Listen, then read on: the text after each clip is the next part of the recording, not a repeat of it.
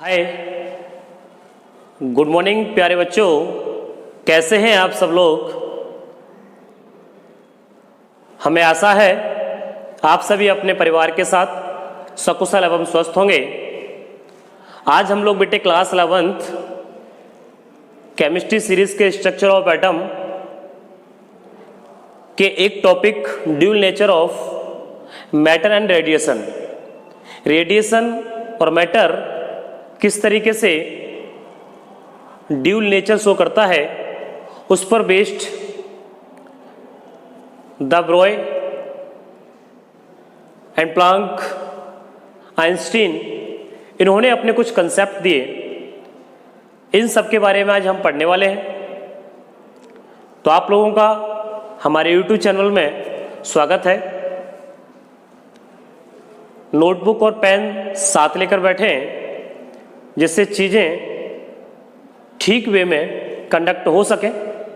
और यदि किसी प्रकार की कोई भी क्वेरीज रहती है तो आप उससे हमारे कमेंट बॉक्स में लिखकर भेजें। हम आपकी क्वेरीज को सॉल्व करके आपके व्हाट्सएप नंबर पर भेज देंगे। और वीडियो अंत तक देखें। यदि वीडियो अच्छा लगे तो लाइक, शेयर एंड कमेंट जरूर करें। Thank you. चलिए बात करते हैं। बात की dual nature of matter and radiation. सबसे पहले बात कर लेते हैं रेडिएशन की।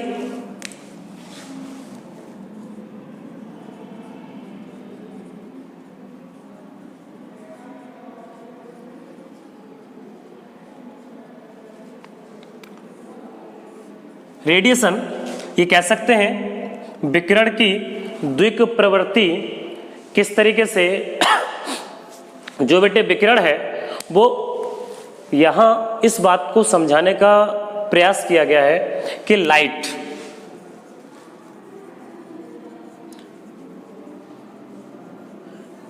एनर्जी की फॉर्म में होता है, या कह सकते हैं कि एनर्जी का एक स्पेसिफिक फॉर्म है। लाइट में जो पाई जाती है वो एक एनर्जी की स्पेसिफिक फॉर्म में पाई जाती है। वहाँ ये बताया जाता है कि जो ये है वेव एंड पार्टिकल। वेव का मतलब तरंग से है और पार्टिकल का मतलब कण से है। मीन्स ये है कि जो प्रकाश वो ऊर्जा की फॉर्म में पाया जाता है उसका एक विशिष्ट रूप है जो वेव का मतलब तरंग से एंड पार्टिकल का मतलब कण से है। दोनों प्रकार की नेचर में एग्जिस्ट करता है। बात यह थी कि वेव की पुष्टि करने के लिए और पार्टिकल की पुष्टि करने के लिए वेव की जो पुष्टि की थी रेडिएशन के इस जो फॉर्म है एनर्जी की जिसको हम लाइट कहते हैं उसकी नेचर जो थी वेव, इसकी पुष्टि के लिए या कह सकते हैं इसके प्रूफ के लिए रिफ्रैक्शन,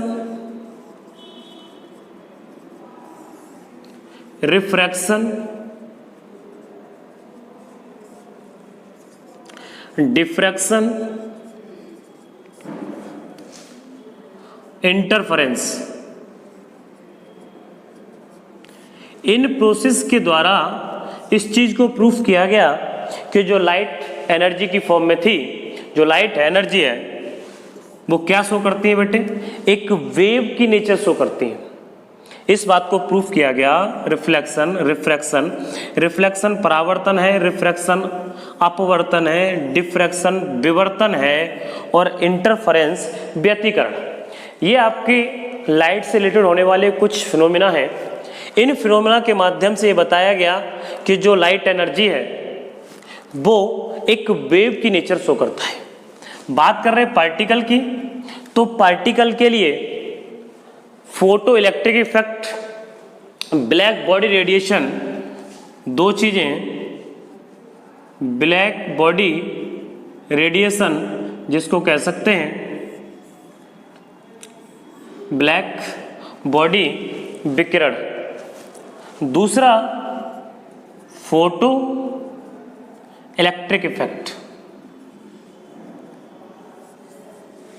मैंने भी आपसे बोला कि जब भी हम रेडिएशन की बात करते हैं तो रेडिएशन के लिए बोला था कि लाइट जो है वो एक एनर्जी की फॉर्म, और एनर्जी की फॉर्म में उसमें बताया गया कि वो वेव और पार्टिकल है, इसका मतलब तरंग और कण दोनों प्रकार की प्रकृति शो करता है। अब बात ये थी कि इसको प्रूफ करने के लिए रिफ्लेक्शन और पार्टिकल, वेव को प्रूफ करने के लिए रिफ्लेक्शन, रिफ्रैक्शन, डिफ्रैक्शन, इंटरफेरेंस, इस तरीके के तमाम फिनोमेना थे।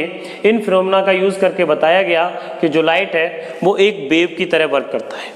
जबकि अगर पार्टिकल की बात आई तो वहां से ब्लैक बॉडी रेडिएशन, दूसरा photo electric effect. Black body radiation का मीन्स बता चुका मैं, ब्लैक का मीन्स काले से होता है, कृष्ण हम लोग कह सकते हैं, या ब्लैक बॉडी विकिरण के नाम से हम इसे जानते हैं।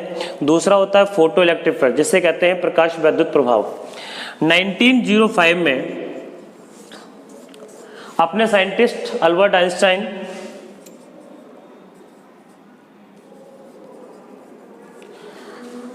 ने 1905 में ये प्रूफ कर दिया कि जो लाइट है वो ड्यूल नेचर शो करता है। ध्यान रखना क्या कह रहा हूं मैं। 1905 में साइंटिस्ट अल्बर्ट आइंस्टाइन ने ये कहा, उन्होंने इसे प्रूफ किया कि जो लाइट है वो ड्यूल नेचर शो करती है, कि वेव एंड पार्टिकल दोनों फॉर्म में मिलती है। हम इसके लिए अब बात करेंगे प्लांक की, क्योंकि जो साइंटिस्ट प्लांक रहे, प्लांक के अकॉर्डिंग जो लाइट एनर्जी है, वहां से मैं बात कर रहा हूं light energy. According to Planck, Planck ने बोला कि जो लाइट एनर्जी है वो एनर्जी के पैकेट जो होते हैं उनके फॉर्म में बेटे एमिट होती है। एनर्जी पैकेट्स के फॉर्म में एमिट होती है। मैं बात कर रहा हूं लाइट एनर्जी की। ये बात कही थी प्लांक ने कि जो एनर्जी है वहां से निकलने वाली एनर्जी पैकेट्स की फॉर्म में एमिट होती है। इस जो एनर्जी पैकेट्स हैं इनको हम लोग बेटे क्वांटा और फोटॉन्स के नाम से जानते हैं। मैंने बोला एनर्जी जो निकल रही है, ये ध्यान रखना है कि इससे निकलने वाली जो एनर्जी होगी वो फिक्स्ड एनर्जी होगी। पार्टिकल मैं इस तरीके से मान लूं, इस तरीके से, अगर यहाँ ये वेव नेचर है पार्टिकल की फॉर्म में, एफ अगर इसकी फ्रीक्वेंसी हो तो मैं एक क्वांटा उसकी एनर्जी की बात करूं तो एनर्जी ऑफ वन क्वांटम। अगर बेटे एक क्वांटम की एनर्जी की बात करते हैं तो E is equal H new बोल सकते हैं। अगर एफ फ्रीक्वेंसी है तो E is equal H F. मैंने बोला अभी यहाँ पर फिक्स्ड एनर्जी की फॉर्म में मीन्स ये 1HF, 2HF, 3HF, इस तरीके से फिक्स्ड एनर्जी की फॉर्म में जो उसके पैकेट्स हैं, एनर्जी जो पैकेट्स हैं जिनको हम लोग क्वांटा या कहते हैं, इस फॉर्म में बेटे एनर्जी एमिट होती है। तो E इज इक्वल HF। अब मैं बात करता हूँ वेव की। तो वेव जो होता है बेटे, वेव की कुछ कैरेक्टरिस्टिक्स होती हैं, लाइक वेवलेंथ,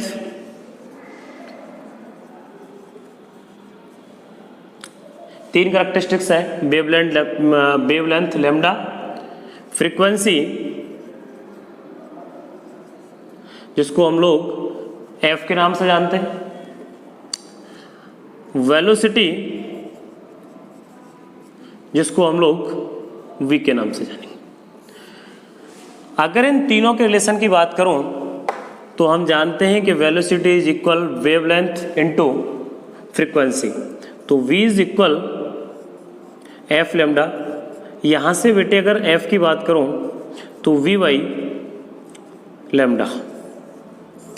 जो f है f is equal v by lambda हो जाता है। अगर मैं f की वैल्यू बेटे यहां पुट करूं तो energy of one quantum h, f की जगह v ओवर लेमडा। तो यहां से फॉर्मूला होगा कि energy of one quantum is equal h v by lambda, where h is equal Planck constant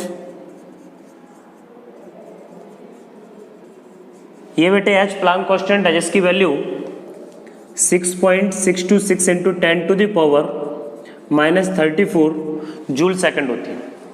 अगर बात करूं यहां से न्यू, इसको हम लोग कहते हैं बेटे फ्रीक्वेंसी, आवृत्ति, ठीक, इससे हम लोग फ्रीक्वेंसी के नाम से जानते हैं। अब मैंने बात की वी और लैम्डा की, तो देखिए वी मैंने यहाँ फ्रीक्वेंसी है, एफ लिख दे रहा हूँ, ठीक है, एफ भी फ्रीक्वेंसी है, एफ को मैंने भी इस फॉर्म में लिख दिया है कि वी इज इक्वल, यहाँ न्यू इज इक्वल एफ, इसका मतलब फ्रीक्वेंसी है। तो बेटे एफ फ्रीक्वेंसी हो गई, वी वेलोसिटी है एंड लैम्डा वेवलेंथ। जब हम आगे न्यूमेरिकल सॉल्व करेंगे तो उसमें इस फॉर्मूले की रिक्वायरमेंट होगी E is equal h v by lambda. आप इसे सीधा E is equal H new, जब आपको आवृत्ति अर्थात फ्रीक्वेंसी दे रखी है तो आप सीधा भी लगा सकते हैं। अगर एनर्जी अपने को फाइंड करनी है, एच प्लांक कांस्टेंट है और E बेटे एनर्जी है। एफ इज इक्वल, अब मैं बात कर रहा हूँ 1 मिनट के लिए, ये मान लेते हैं कि जो वेलोसिटी v और प्रकाश जो लाइट है उसकी जो स्पीड है, तो v इज इक्वल सी, क्योंकि वेलोसिटी, तो लाइट की स्पीड सी हम यहाँ पे लगा सकते हैं, तो फ्रीक्वेंसी हो जाएगी c बाई लैम्डा। तो बेटे हम यहाँ भी पुट कर सकते तो E is equal h c by lambda. इस तरीके से अकॉर्डिंग टू प्लांक के अकॉर्डिंग ये ध्यान रखना है कि जो एनर्जी है बेटे वो क्वांटा और फोटॉन्स के, अर्थात मीन्स कह सकते हैं कि एनर्जी पैकेट्स की फॉर्म में आती है, टुकड़ों में। जैसे वहाँ से एनर्जी आ रही है तो वो टुकड़ों में हमें मिल रही है, उन टुकड़ों को हम लोग जो पैकेट्स हैं इस प्रकार से पैकेट्स के रूप में हमें मिलने वाली है, उसको क्वांटा और फोटॉन्स के नाम से जानते हैं। एनर्जी उन टुकड़ों में भी जो आती है वो कैसी आती है बेटे, एच एफ की, ऐसे फिक्स्ड एनर्जी की फॉर्म में आती है, जिसको हम लोगों ने एच एफ, 2HF या 3HF के नाम से या उसकी फॉर्म में। Dual nature of matter, Louis de Broglie ने 1924 में एक सजेशन दिया। उन्होंने बोला कि जो आपके पास मैटर है, जो मैटर वो भी ड्यूल नेचर शो करता है। उन्होंने बताया कि जो मैटर है वो ड्यूल नेचर शो करता है, वो वेव की भी नेचर शो करता है और पार्टिकल की भी नेचर शो करता है। उन्होंने बताया कि जो माइक्रोस्कोपिक पार्टिकल है या मैक्रोस्कोपिक पार्टिकल, माइक्रोस्कोपिक या मैक्रोस्कोपिक पार्टिकल जो है, जो सबस्टांस है वो ड्यूल नेचर शो करते हैं, वेव की नेचर भी शो करते हैं बेटे और पार्टिकल की नेचर भी शो करते हैं। इसके लिए उन्होंने एक इक्वेशन दी, जिससे हम लोग द ब्रॉय इक्वेशन के नाम से जानते हैं। कुछ लोग इसे द ब्रोगली पढ़ेंगे, कुछ द ब्रॉय पढ़ेंगे, परेशान होने की आवश्यकता नहीं है। अकॉर्डिंग टू प्लांक के अकॉर्डिंग उन्होंने बोला था वेव के लिए कि जो वेव है, अभी हमने थोड़ा सा पीछे ही पढ़ा है, उन्होंने बताया कि जो एनर्जी थी वो पैकेट्स के रूप में आती है। तो एक क्वांटम जो था उसकी एनर्जी उन्होंने HF, जिसको हम लोग कह सकते हैं HF, F का मीन्स है फ्रीक्वेंसी, या ये कह सकते हैं h न्यू। इसको इक्वेशन फर्स्ट मान सकते, h न्यू या h। बात कर रहा हूँ बेटे according to Einstein.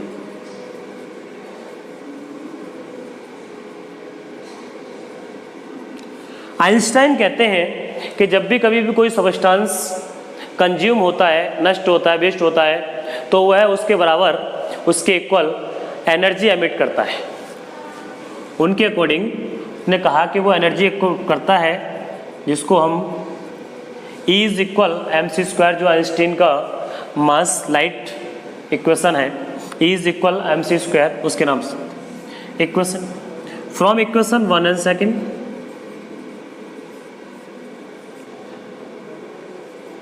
h nu is equal mc² h nu यहाँ से बेटे c, nu by c is equal m c, nu by c 1 lambda is equal m c. अगर मैं यहाँ से बेटे लैम्डा की वैल्यू निकालूँ तो लैम्डा इज इक्वल हो जाएगा h/mc। अगर ये मान लिया जाए कि प्रकाश की जो चाल है, प्रकाश की जो स्पीड है, लाइट की जो स्पीड है वो वेलोसिटी की फॉर्म में भी हो तो लैम्डा इज इक्वल h/mv। मैंने ये माना कि m मास का कोई भी पार्टिकल है जिसकी वेलोसिटी भी है, v वेलोसिटी के साथ वो मूवमेंट कर रहा है, तब जो हमारा वेवलेंथ होगा तरंग है लैम्डा इज इक्वल h/mv हो जाएगा। मैं इसके लिए देख लेते हैं, एक बार कंपेयर करके क्वेश्चन आता है।